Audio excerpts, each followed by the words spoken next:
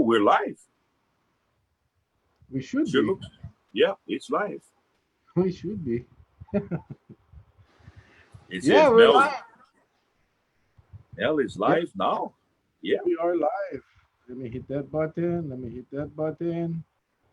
That button. All right, man. How's everybody's Friday going? Mel is live now. Yeah, going good, brother. All right. Well, happy Friday, everybody. Yeah, happy Friday, everybody. Hope everybody's gearing up for the long weekend.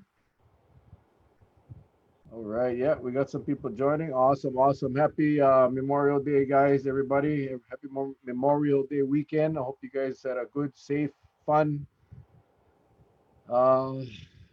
safe, most importantly, safe weekend.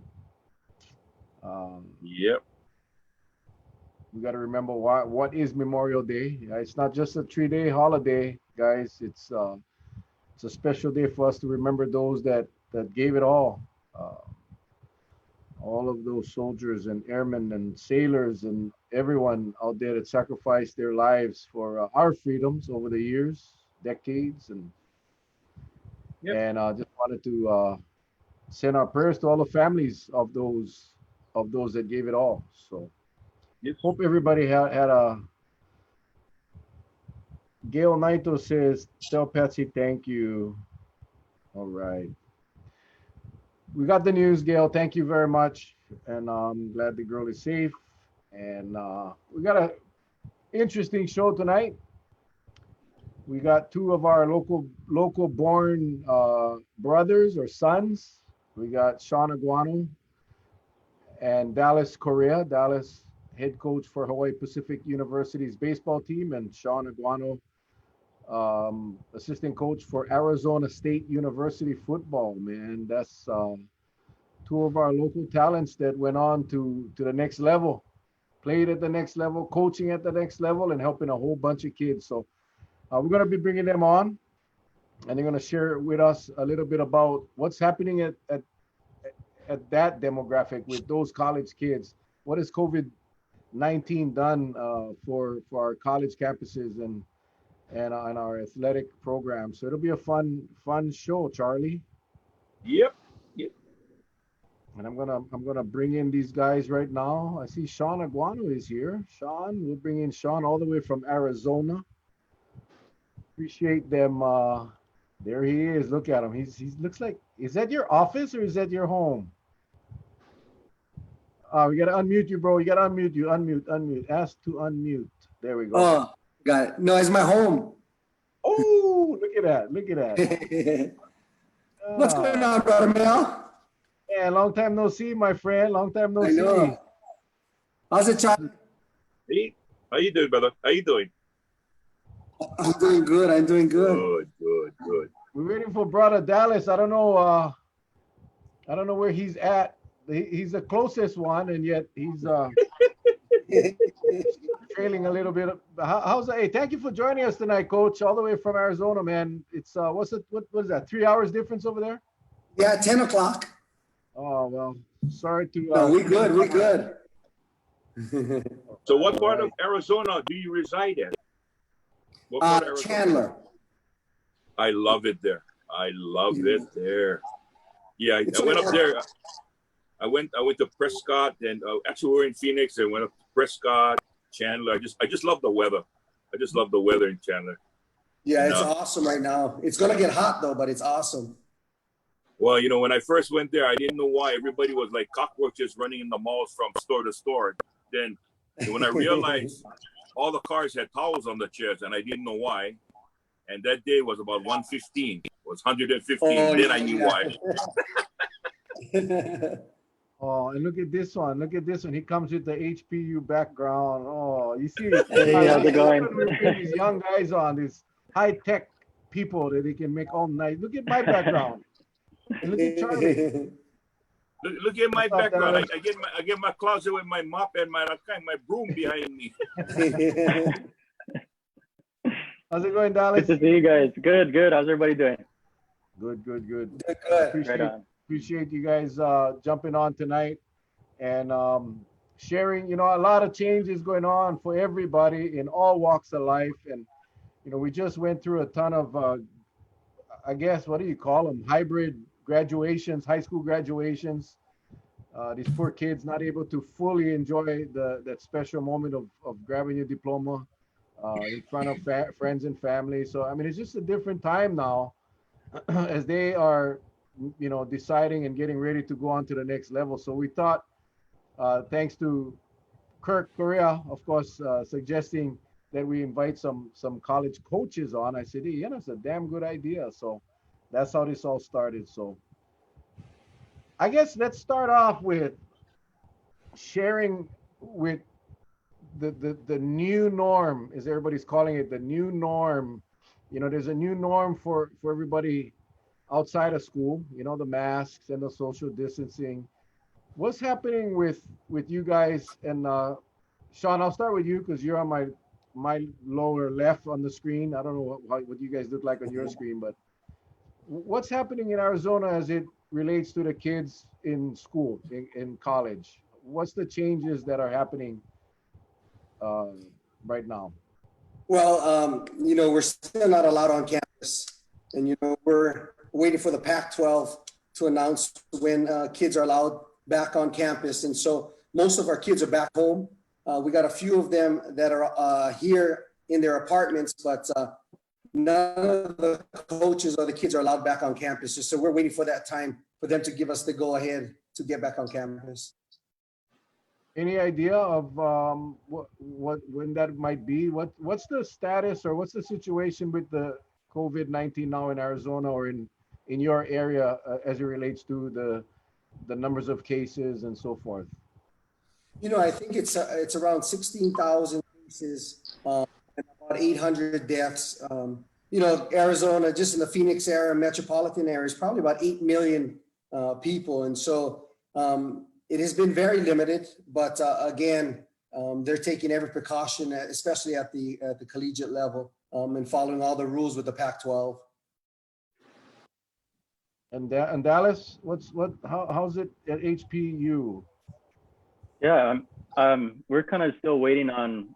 We're lucky for us. We're a spring sport to start off with, so we kind of have some time, unlike Coach Aguano, with football. But right now, it's currently just coming up with a plan or an action plan for all of the sports to come back. So we've been asked by our administration to come up with what is it going to look like, or what's our new norm, as you guys mentioned. What's it going to look like when we come back to school? Or what is our fall plan going to be in the weight room? What's it going to be like for our students going back to class? What's it going to be like for practice? So all of these different things are coming into play. And as we get more news or more updates, as things are always changing, I think we'll start to put those pieces together a little more.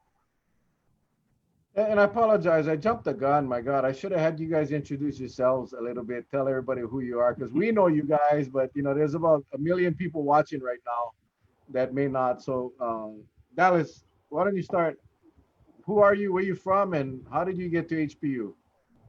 Yeah, I was born and raised on Kauai, so Hanapepe boy. I played Hanapepe and at Kalawai growing up, and had an opportunity to go to St. Louis. I think I was brainwashed from young to go to St. Louis from my dad and my uncles. But had that opportunity to go there as a freshman in high school and then continue playing, and ended up signing with University of the Pacific out in Stockton, California. So known as ULP, as a lot of people know. And I was lucky enough to play all 4 years there as a catcher and end up landing a job as a grad assistant right after I graduated here at HPU. So it allowed me to get my master's degree at the same time, become a teacher and kind of work my way up the ranks a little bit. And I was lucky enough to, get some belief from Mr. Gotanda, our president, and also our AD, Sam Moku, to get my dream job right now, which is the head coach at HPU. So that's kind of my journey, and looking forward to a lot more in store. Man, what a dream, yeah? A dream come true. Jeez. And Shaun? Kind of same here, born and raised on Kauai. from Kapaa, went to Kapaa High School. After that, went to Linfield College in Oregon. And then when I graduated, I came back to Kapaa and coached basketball and football there.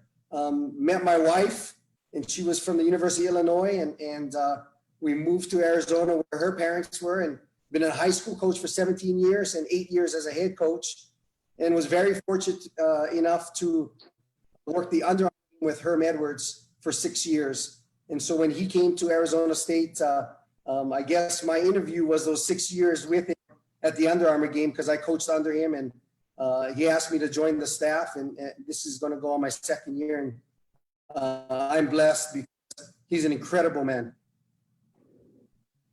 Well, you had a pretty good run in high school football as well over there in Arizona, correct? We did. We got lucky. I don't know about luck. I mean, we heard it all the way back here in Hawaii. So congratulations, man. Congratulations on both of you on securing some amazing dream jobs, and again, giving back, helping kids, which is always a good thing. And appreciate what you guys are doing. Appreciate what you guys are doing. We wanted to focus on trying to, sticking with the topic of COVID-19. I mean, what can kids do now as they're in this phase where, some of them have already declared where they're going to go, some are still thinking where they're going to go. What any advice for not just student athletes, we'll get into that part later, but in general, what should kids be doing? I know some schools have done away with ACT, SAT. I see every so often schools are announcing that it's optional. But what should kids be doing now in preparation for school? Especially now, a lot of campuses may not be opening up on time. Yeah, I think, it's going to be unfortunate for some of the kids, because most of them go to summer camps where they are seen, especially here in the mainland. Now it gives us time as coaches. We're evaluating hundreds of student athletes on a daily basis because we're home. But I would have kids making sure that they get their highlight tapes out, and especially with schools that they're interested in, making sure they keep working out, because you never know. This is so fluid, this disease is so fluid that we don't know from a daily basis what's going to go on and when are we going to start. But just making sure that they're ready to play. Yeah, I agree. The exact same thing. I mean, kids should very much be making a video of some sort and making sure that gets out to whoever they're interested in. But I also think one of the cool things we're doing with our program right now that I think could be modeled by anybody in high school, we're having guys create an action plan or a process plan. And what that is, it's a simple calendar, and it involves their goals that they're going to try to accomplish. So what are they looking to become after this quarantine is done? Or what do they want people to say about them once this is done? And once we're able to get back. And I think those things are really important, along with the video. Because as Coach said, we don't know when this is going to end, but you always got to be ready to be ready, I think is the main thing. Are you guys actively recruiting? Is that something that doesn't end? Is that you guys always recruit year round, looking for potential athletes that can help your program out? Yeah, it's nonstop process. I mean, we're on 2021 and 2022 right now. I'm sure it's probably the same for Coach at ASU, maybe even deeper than that. But yeah, it's a constant process of evaluating, and like Coach said, we're usually on the road at this time. So it's a little different being at home and getting to spend some time with family. But we are still working and then still looking for, those next impact players in our program. Absolutely. I think, like Coach said, this 6 weeks we would have been on the road and haven't seen our families, evaluating kids at their schools and in camps. But we're fortunate now to be home and evaluating a lot of these kids. And so we are working again, like Coach said, on closing up our 2021s and then working on 2022s, and far be it 2023s and 2024s. This recruiting process is getting out of hand right now. But if you are not ahead of the game, you're trailing. And so we want to make sure we're ahead of the game. And we're evaluating 2022s and 2023s already. Let me ask you something. I guess the different conferences, right? But I guess mainly under the NCAA. Is there a master plan for safety that's coming out that will be distributed to all the colleges across the board? So there's a uniform safety plan to deal with COVID, or is it the responsibility of each college to develop a COVID plan? Dallas, we'll start with you, Dallas. Yeah, for us, it starts at the conference level, and it kind of trickles down to the university level at the Division II level at least. So basically, sort of like what I mentioned before, it's creating that sort of action plan that aligns with all of the county and state guidelines. So it's going to be a process of first making sure that the 14-day quarantine kind of weans off a little bit so we can get our boys back and we can get our recruits back in here. And then leading to where we can start actually getting on the field or in the weight room and practicing. So I think we're aligning with what's happening in the state of Hawaii right now, and it's going to continue developing. I mean, our president and our AD does a great job of informing us and keeping us up to date on what's happening.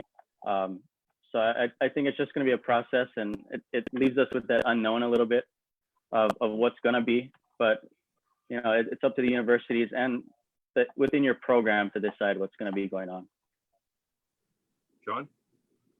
You know, I think there's similarities with all the conferences. I think it's like Dallas said, it'll trickle down from the NCAA into our Pac-12 conferences, and then state and health regulations and how we handle these kids coming back and all the safety measures and procedures that we have to follow. But you know, it's again, like I said, it's fluid every day, and so every day is changing, and we don't really know. I don't think anybody really knows what's going to go on next. Do you anticipate at all that your colleges will have some type of testing program like on standby that will then become a requirement? Do you think it will happen? For us, that's been in the works. That in our last meeting that we just had on Friday, that was something that they're talking about, is how often are they going to test, or when are they going to test? What type of tests are they going to do? What are the quarantine regulations going to be on the road? So I think all of these things are starting to come into play. It's a little different for us because we're going to start in February. So we've got some time, but I know football is going to be coming up real soon. So I'm not sure how the regulations are going to work out on that. You know, I think absolutely there's going to be testing, and how that looks, we're unsure. I know that Coach Edwards and the staff and the medical staff are working very closely with the NCAA and the Pac-12 on setting regulations, but it's going to look a lot different going into this year, and the unknown makes it harder and harder. And so, like I said, again, nobody really knows what's going to go on, and everybody wants to get back, but we want to make sure that our kids' safety is the number one priority. Okay, thank you. Shaun, do you folks have a quarantine in Arizona right now for people coming into the state? You know, we don't. They opened up, I think was last Friday, they opened up the state for restaurants and everything else going on. I mean, most of the restaurants with 25% capacity and things of that sort, but there is no quarantine on anything that we know. If someone is sick, they have a 14-day quarantine at home, but nothing from foreigners coming into the state. Oh, so students could actually go, but you guys aren't allowing any students on campus though, correct? No, nobody's on campus at all. No faculty, staff, everything. And University of Arizona State is a huge university. And so I think I was looking at the news today, they have 60,000 students online just for summer classes. And so we're 60,000. How about HBU? Much different than us. What they got, 300? No, just kidding. We're a small private school. So I would say maybe about 4,000 on campus at any time. 4,000, yeah. I tell you what, I'm going nuts without sports on TV. I'm watching all the old games. I had a NASCAR thing yesterday that actually went overtime, which was pretty cool. But I mean, I'm not really a sports race car fan. I'm not a NASCAR fan, but I became one yesterday because it's the only doggone thing you can see on TV, man. I'm going nuts. How about you guys, coaches? What do you guys do? What's your daily? What do you do without the kids around and no practicing? I mean, you can work on your plans, I guess, but it's got to be frustrating for you guys. I think Yeah. very much. Go ahead, Shaun. I think very much so. Go ahead, Dallas. Go ahead. No. Go. You got it. Go first. It's very frustrating. Like Dallas said, I think, this time we'd be out on the road for the 6 weeks. And so I've been very proficient on Zoom. We've had Zoom meetings 7 in the morning till probably 7 at night, and then doing virtual tours for our recruits because they can't be on campus for official visits. And so it's taking up a day, probably 10 to 12 hours on Zoom calls all day. And so we've been busy. Yeah, same with us. We fill our day up with trying to make sure that we're communicating with our guys as much as possible. Getting on our Zoom calls, getting on individual FaceTime calls, trying our best to get in front of families and parents and make sure that they can see our faces still and connect with our staff. I think that's the biggest thing right now. So yeah, it definitely fills up your day, and 2 o'clock, 3 o'clock rolls by pretty quickly from the morning. So. I wanted to ask Shaun, with football, we know that's a contact sport. So right then and there, in and of itself, with COVID and however the conference looks at it, we get a problem with that. So I think it's either one or the other. Either you don't play or you play, and you just, you test everybody prior to the game, the opposing team, especially if they're a visiting team from the East Coast, where the more hotspots are available on the East Coast, right? And how you get on the field. And then, I mean, with football, I don't think you can practice social distancing, especially when you get the guys on the line. I mean, it seems almost nightmarish how they're going to operate this thing. I think at one point, and I just wanted to get your feel on it, you're going to have to let this thing play out. If the guys want to play, you got to let them play. But you can't take precautions of pre-testing, right? Have all you guys pre-tested, make sure everybody's okay. Maybe the visiting team, they get pre-tested as well, so that that there's nobody on there that has an infection that could possibly infect the other person. So I think that'll probably be the only thing. What's your take on it, Shaun?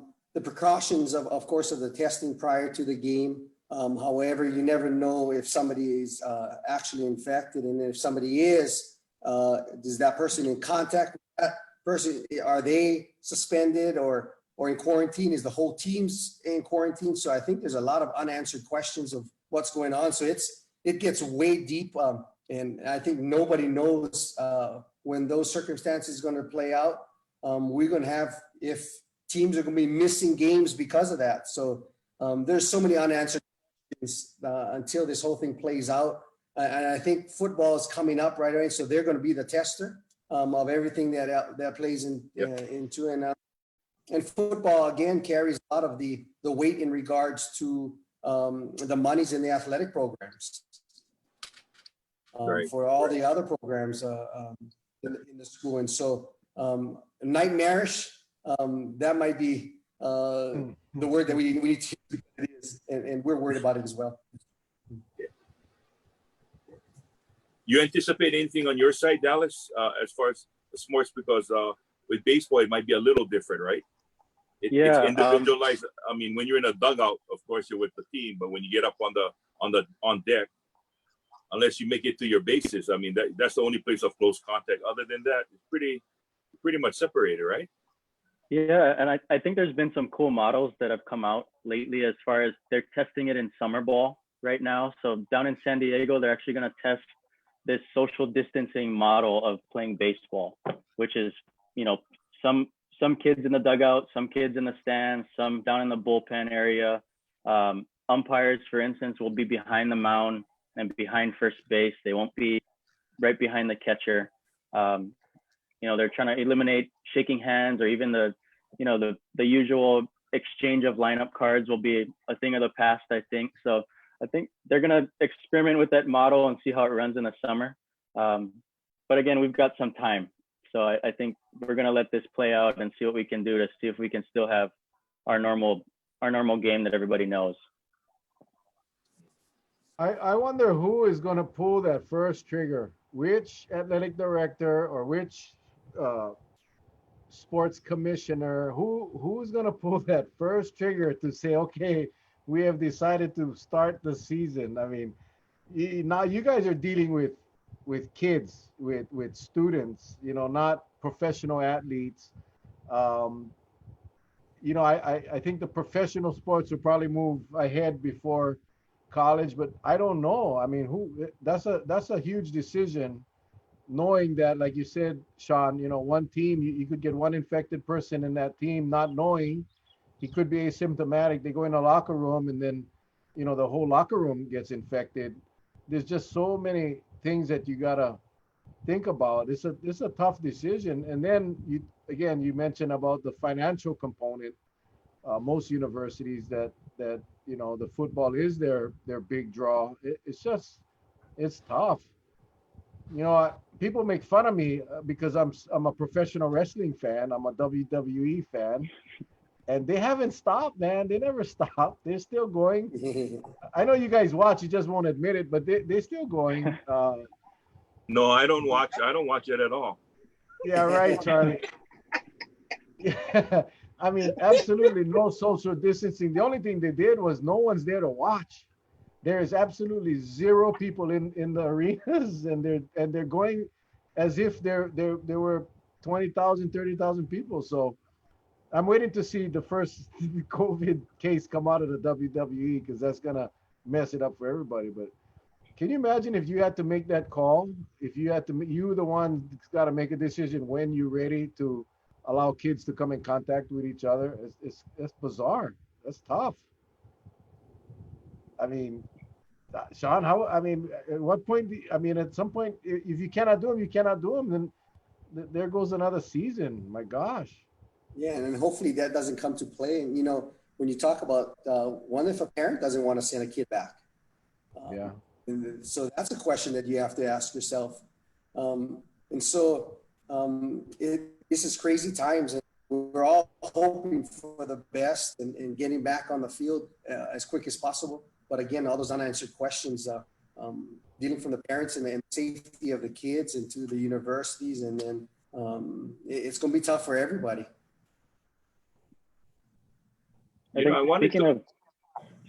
Speaking of when Shaun kind of mentioned things about kids not coming back, that's been something that just financially wise, we've had a few guys that aren't returning, or even a few recruits that their parents, they lost their jobs and are unemployed right now and won't be able to afford school, or they're going through some other financial hardships. So that's been a big thing that's affecting our recruiting standpoint. Our recruiting bank that we have is kind of shrunk, especially coming down to Hawaii. It takes that little extra push to send your kid across the Pacific Ocean.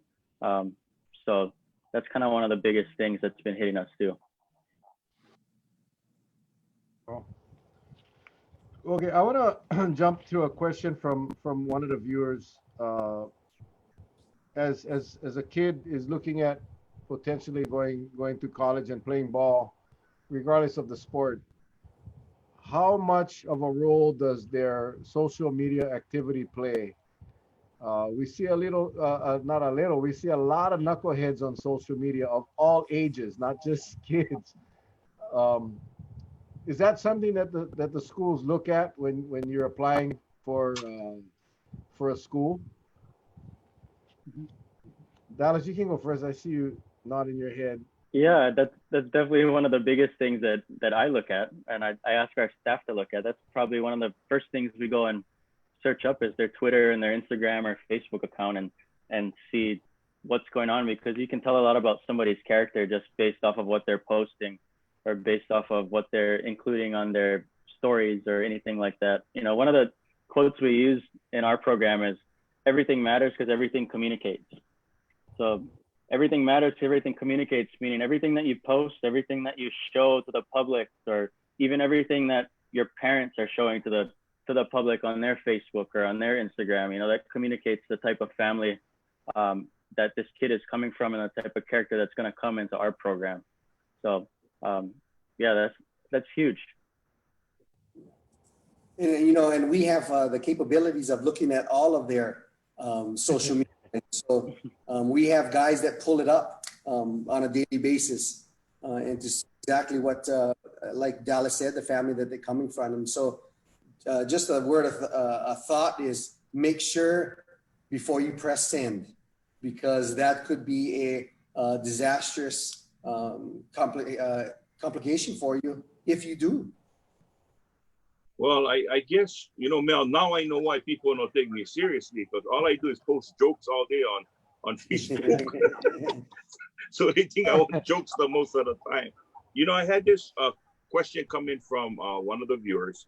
It says, what can students do to make sure they're eligible to attend college? That's one. And the second part to that was they've heard that better grades and SAT scores, you get more on the academic money is available for the student. Is this true?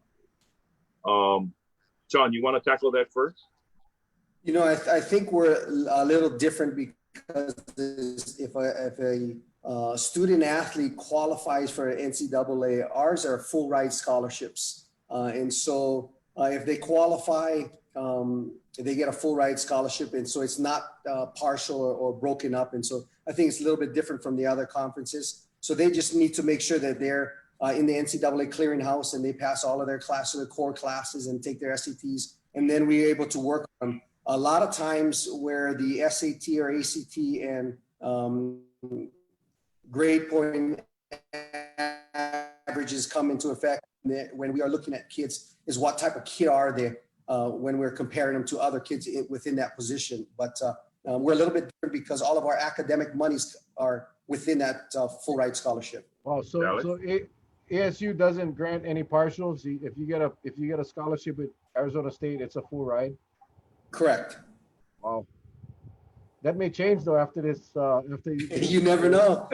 The football season. I hope you don't cut us. I hope you don't furlough us. Dallas. Yeah, for us, it's definitely different. We're a partial scholarship sport.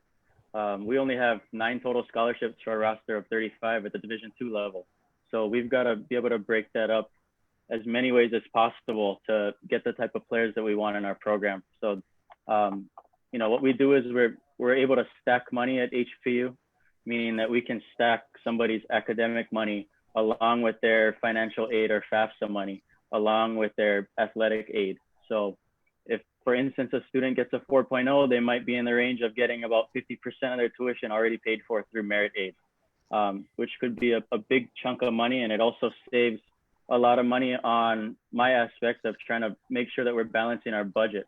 So along with the test scores and your GPA, you know, we try to put all those together. So we get a little bit more for our money if we go after somebody that is a high academic student. We're, you know, our goal is to make that money go as far as we can so we can get as many good players into our program as possible. So that's kind of how important the academic side is for us at the D2 level.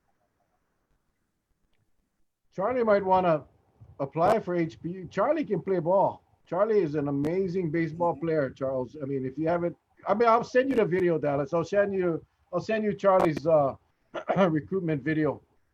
That's awesome. Yeah, it was a video made when I was visiting Halava prison. It's a good video. It's a good. No, only kidding. You know, when you talk to 2 ex-policemen, you gotta wonder what kind of answers you're gonna get from us. You know?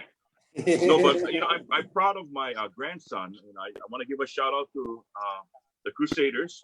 My son went there. My grandson got in, and he's still in the elementary, or well, I said intermediate level right now. So I'm proud of him, and the kid loves baseball. So he was working with one of the Yates brothers for a while, because he's a pitcher. So, you know, trying to plug out there. So, but I'm being careful because I know there's rules. I know there's rules. We'll be looking out for them in a few years. Good. Right on. That's a 2025 for you, Dallas. Yep, there you go. We can start them early. There you go. Yeah, I have a question about, there was talk, and I really didn't keep up on it, but there was talk about allowing college athletes to get paid for endorsements. And I believe that was approved. Is that, or I don't know, can one of you update me on that whole process where, these guys were being, their names, their images, they were being used for whatever profit, and they weren't able to be compensated. Did that change though? And if so, how does that impact recruiting, or how does that impact, scholarships? Any of you aware of that change?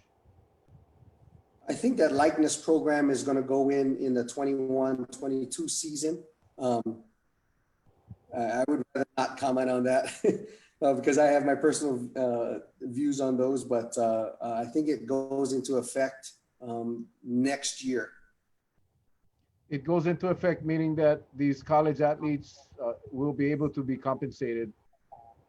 Is that what you're saying? I think so, and I don't know how it works. I really didn't look into it that much, but I know that I think legislation has passed for the following year. I see. Dallas, you guys, does that impact you folks at all? I think at the Division II level, it won't be as big of an impact as it might be for a Division I program or a high-end, Power 5 conference program. I think it may only affect those schools and won't really trickle down to us. You care to comment on what you think about college athletes getting paid? I want to ask you, Shaun. You already said, but because it doesn't impact Dallas, I'm going to ask Dallas. But it's fine if I'm dying to hear what Charlie's position is on this. That's why. Yeah, for me personally, if it doesn't really affect me, it's not something I should comment on at all. So I really don't have an answer if it's not going to affect me or my program personally. That's kind of the way it goes. Does it affect you or your program, Charlie? Well, I'm with the two guys. If it doesn't affect me, I won't say anything, because if it doesn't affect my program, then I won't say anything. I'm like torn. Safe. I really am torn on that. I think that but it's twofold. It's I don't think the college athletes should be exploited. This is just my personal opinion. I don't think they should be exploited by Nikes and all of these people for them to make billions of dollars. But then again, if they are going to be using the images and the names and clips and all, then why shouldn't the athlete be compensated? I just, I think college athletes should be college athletes and professional athletes are professional athletes. But that's just my totally... Well, I think, Mel, scientific position, I think they're going to run into a problem, because when you're talking about a college athlete, say he's playing a game and someone's taking a video of them, right? I'm going to say this, if they allow it, then I'm pretty sure that athletes now going to require copyright, when they're playing in a stadium, for instance. Anytime anybody films them, they can't reproduce it, whether it's on YouTube or any place. They're going to put on copyright on it, because why? They're getting compensated through this process. So I think that's going to cause a problem in and of itself. It could be a big problem. Now, remember Red Rocha, way back when, the Fabulous Five, they had the same problem when it was, I think it was, I want to say Artie Wilson, or one of them, because they used to work at Honolulu Fort. Dwight Holiday then used to sell cars at Honolulu Fort, and they were on the commercials. So they got investigated big time but that was back then, no ruling at the time. I mean, it wasn't allowed, I should say. It wasn't allowed back then. But that was when basketballs were square, though. That was so long ago. That's where the ball was round. Well, they had the Fab Five T-shirts. They had, look at Tua. The guy is on every, he's everywhere, and so it's just a touchy one. I don't know how that's going to play out. I think that's I think it'll come with like Charlie said, with its own set of problems once it starts. But cannot see people making money off of an athlete and not allowing that athlete to be compensated. I think that's just not fair. But then again, that's way outside. That's way above my pay grade. You know, way above my pay grade. Let's see what kind of questions we got over here. There are times when it's off limits to recruit a player. What should a player do then? Like, you guys, it's very strict. You see coaches get in trouble every now and then for either communicating with or compensating a recruit or whatever. How does that work? So there's a period of time that you cannot talk to a recruit. Zero, no communication. What should the athlete be doing during those times, aside from working out and getting better at their sport? There's absolutely no communication at all. Within there's a bunch of things within the guidelines. There's a dead period that we're in right now, and there's a quiet period. And so there's different circumstances, but a kid can always contact the coach at any time. But a coach can't contact the kid. In regards to depending on during the calendar year where it falls. And so there's a lot of situations that, we can't return a phone call or we can't return a voice message and a lot of those things. So I know the kids need to educate themselves on that, because they might think that we're blowing them off, but we really can't return calls. Yeah, same for us. Once a kid goes into his junior year is when we can have that back and forth communication, or we can begin the communication on our end. Anytime before then, it needs to be strictly player to coach communication. And we can't even return that phone call if, let's say, we miss it or we miss a text or something. We're not able to return that call. So like Coach said, it's easy for players to think that we're not paying attention to them, especially, those 2022 athletes or 2023 athletes that do email or call. We can't call back. It's not that we don't like you or not that we're not interested. That's just the rules, and we're not going to put our job on the line to go ahead and break a rule just because we're trying to compete for someone. But I think your other question, which was what can they do? They should be creating a video that they can send, and they should be emailing out certain types of information, along with their highlight video. They should be emailing out simple things like your unofficial transcripts or your test scores. For us, that's really important on the academic side. And we want to make sure that we can get those things going. So those are some of the things that they can do in the meantime. And I think a lot of it, Mel, too, is on those videos, they put their height and weight and wingspan and all that. Make sure that they're very honest with that, because when I walk into a room, I know I'm exactly 5'10", and somebody puts either 6'2", and I walk in and I'm looking him eye to eye. That trust level is broken right there. So I want to make sure that they're very honest on their anything that they put out on social media or on their videos. And then the other thing I think is be realistic at the type of athlete you are. A lot of them, and everyone has dreams of playing at the Division I level, but be realistic in the schools that you are trying to approach and are targeting as well.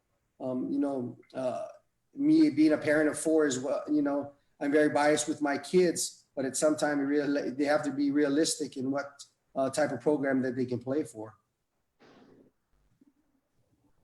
Yeah, I think we've all, anyone that's been involved with youth sports knows that, the parents are tough sometimes. It's hard. It's just hard to be unbiased when you're evaluating your own child, and that at the D1 level, D2 level. I mean, the ability or the level of these athletes are incredible. It's just they're very, very good athletes, and no sense lie on the video. No sense, that'd be embarrassing, man. 6'1" and he's looking eye to eye to you. That's not good right there. Bye bye. There's the door. I mean, you guys have so many, and this is for both of you. You guys have so many, I guess, available recruits that you could pick. I mean, you know, I would think integrity was probably very important. I think truthfulness very important when you're dealing with a recruit.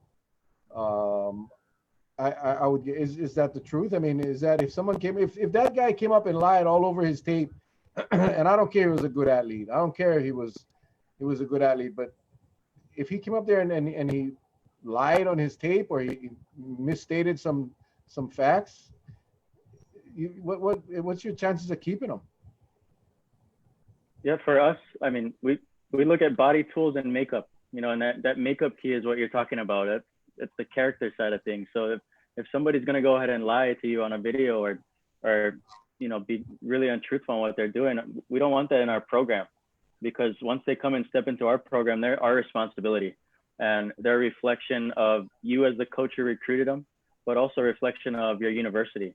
So you don't want that type of character in there if that's what they're already showing up front. You know, and it doesn't show any type of self-motivation or self-discipline or, you know, all of those things that combine to be that type of character that we want. You know, that's so important. And I think it's even more important than the body or your tools. You know, who are you getting, you know, and what impact are they going to have character-wise, not only for us in Hawaii, of course, in the community. What are they going to do when they come in our community? What are they going to do academically for you? And there's so much other intangible things that go along with that. And Mel, we don't just talk to the coaches, opposing coaches, janitors in the school. We everybody in knowing the type of kid that we're going to get, and so we can get through that phase real quick in regards to if we want his character or not. Well, you know what I think, Mel, given what these guys are saying here, they're already expert in contact tracing. They're talking about contact tracing right now, you know, by them exploring all the nuances of a person's background. They have it. They have it. I agree. Yeah. I think we should bring them to Kauai right now and give up their college careers. Yeah, I got a question for you. Shaun. A viewer asked if you might have coached their grandson, Travis Arabon. Travis Arabon, no, Yes. I at Chandler High School. No. This was Pop Warner, so years ago. You coach any Pop Warner teams? Oh shoot! I think when I was 18 years old, I coached. Okay. When I was 18 years old, I coached. That's way far away. That's all.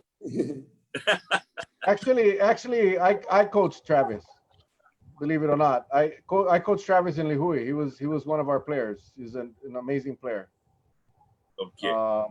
And Shaun was I don't know where Shaun was. He was probably on the mainland already playing ball someplace. I'm not sure.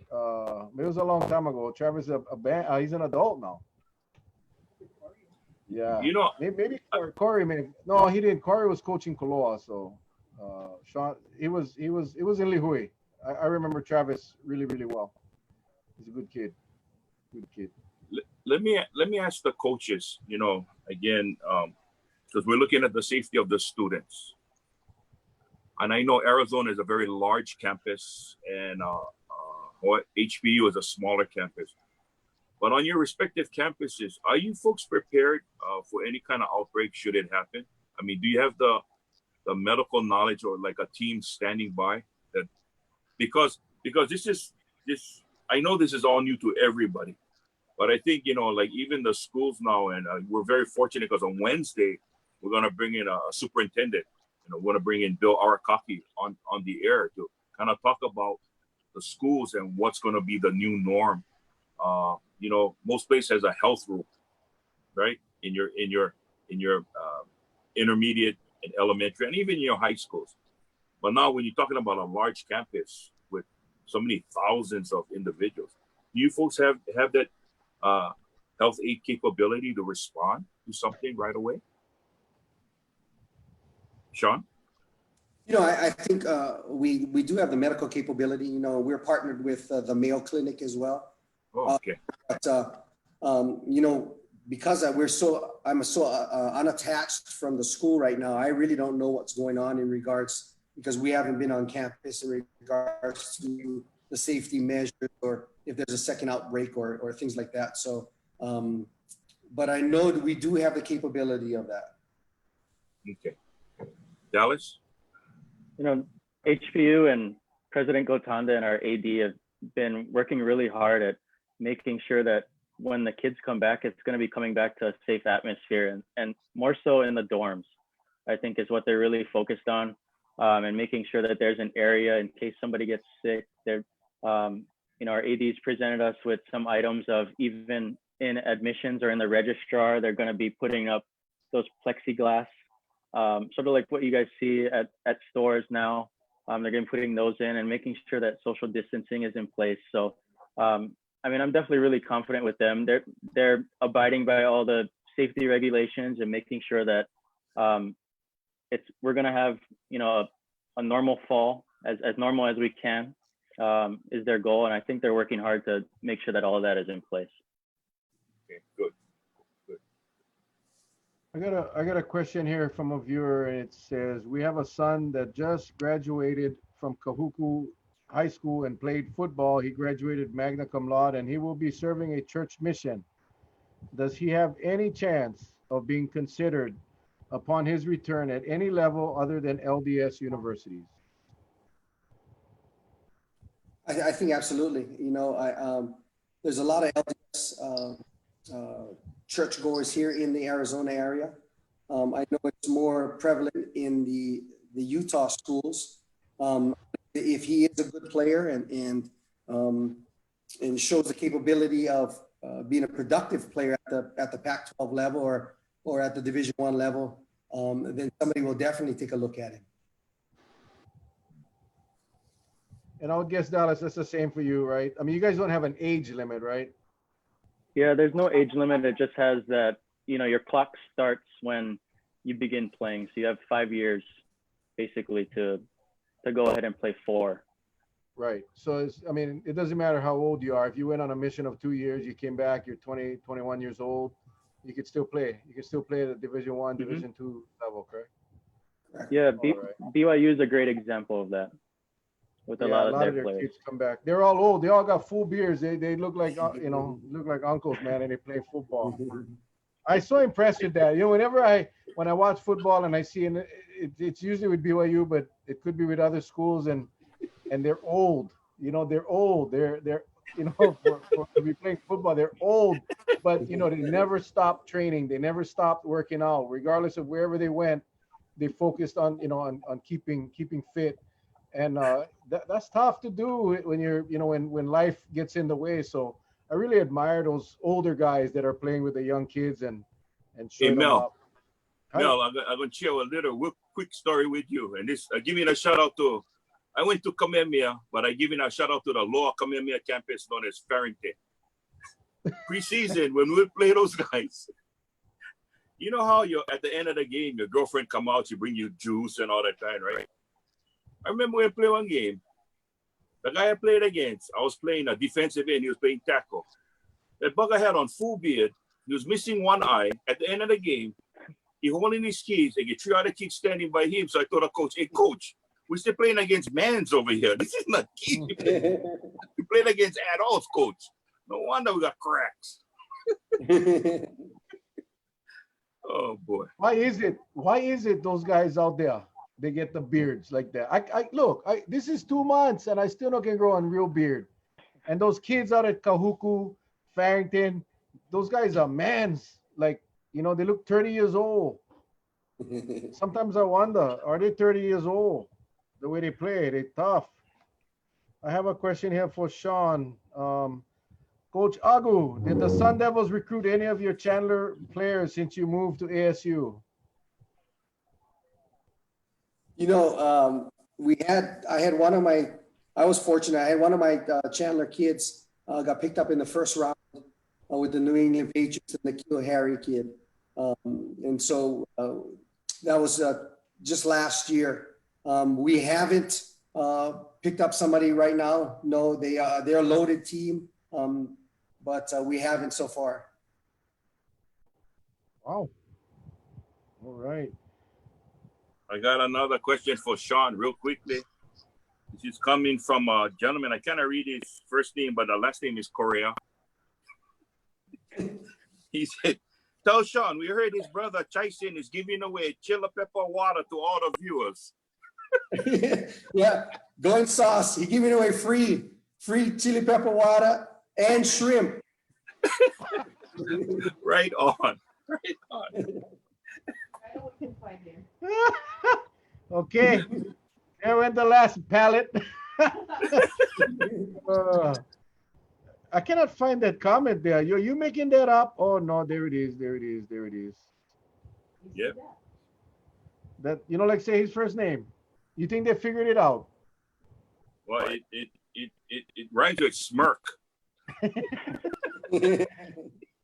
Yeah, Kirk, brother Kirk Correa. Any relation, Dallas? Is it any relation to you?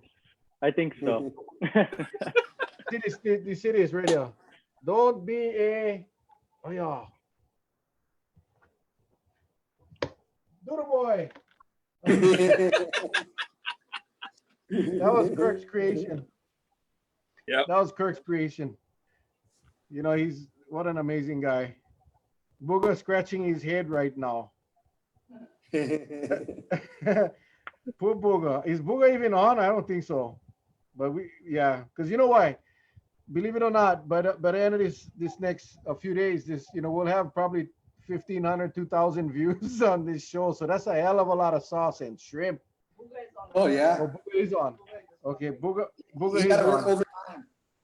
He got. He said yes. Oh, he said yes. What does yes mean to us? Oh no, Yes, I think I'm on. he's saying yes when I ask, is Booger on? I don't know if yes. Booger, I don't know if you know this because you just came on, but your brother just volunteered free sauce, chili pepper water, and shrimp for all the viewers on tonight. So just let us know where we can go pick them up.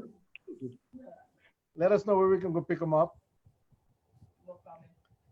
So as we winding down, Shaun, anything that you want to say to there's a lot of people. I know we got a lot of kids that's going to be watching this. A lot of coaches are on. I don't know if you guys can see the comments. Probably not if you're only on Zoom. But what do you want to say to the kids out there or their parents that we haven't touched on to encourage them? Whether it's ASU, whatever, D1, D2, JCs, it doesn't really matter. We want everybody to get to school. What kinds of advice can you give our kids or parents? You know, the first thing I think is making sure that you're a student athlete first, and the student part is the most important part, because no matter what division that you play in, except for the high division ones, a lot of your academics are going to play a huge part in the financial aspect of your college. And the next thing is making sure that you compete day in and day out, on the field, off the field, and everything you do, because there's a lot of competition out there in the mainland where people are doing that day in and day out, and then making sure you get better every day. And so those three things I think will help out. And I've been to Kauai, and we'll venture back to Kauai and recruit and hopefully get somebody out of there and in the Hawaiian Islands. But just making understanding those kids need to make sure that they compete every day on and off the field. Awesome. Dallas? Yeah, starts with self-motivation, self-discipline, and self-sacrifice. So, how motivated are you going to be to continue to be the best that you can be? And throwing out all the numbers or all the new data points that a lot of people are talking about, how good can you possibly be, and how motivated and disciplined are you going to be to accomplish that goal? So I think on all aspects, Coach mentioned the student athlete aspect, academic wise, but more so on the character wise, and what are you going to do to impact a program that you're going to be going into and a community that you're going to be going into? So I think if you can keep that in mind, regardless of how well you do athletically, you're going to go somewhere in whatever you choose to pursue.